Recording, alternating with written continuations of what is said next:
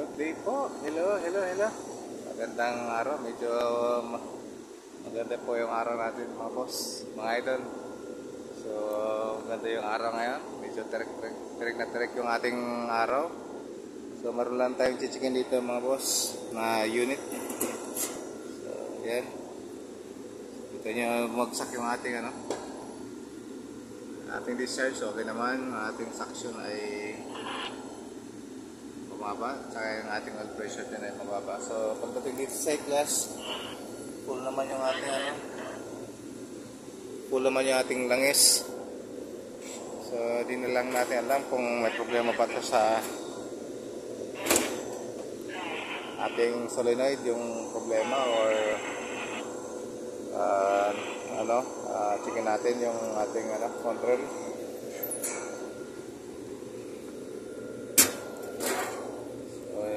Kita nyo mga boss, may itong ating suction dito. So ibig sabihin wala po itong sacking. So yung ating USB, kapit naman yung USB natin, wala naka-disconnect. So yan yung USB natin, yung USB. Okay naman yung ating USB. Magana naman ang fan motor natin sa evaporator. Ito yung ating relay ay okay naman. So hindi naman siya naka-defrost. Ito yung ating defrost timer. So normal naman. So dapat running siya ngayon. So problema, napatay sindi yung ating unit. Sa tingin nyo po mga boss, mga idol, ano po kaya ang problema nitong unit na to? Pwedeng siguro nagmamalfunction yung ating solenoid ng ating LSB.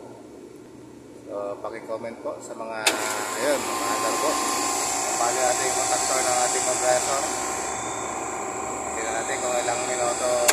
Ayun, patay na naman. So almost mga 30 seconds lang umaandar yung ating compressor, mamatay. So yan po ngayon natin hanapin kung ano yung problema. So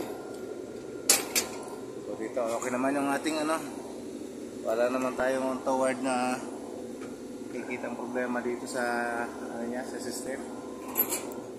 Yan, wala naman masyadong maglalangis. So tak naman siya dito.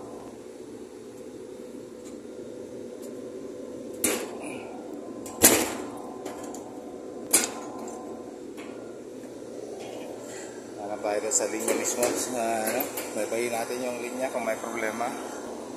Ito yung ating liquid line, yung ating suction.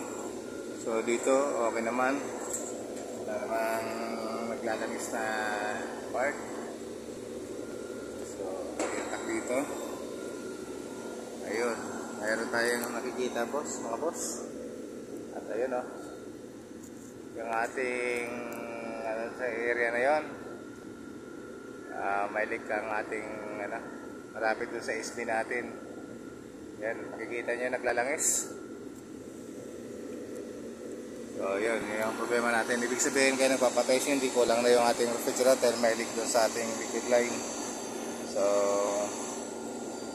ano muna natin ito mga boss, mga sir, ayusin. So hanggang dito po muna, i-update namin kayo pag inayos na natin to. So magandang araw at God bless po sa atin.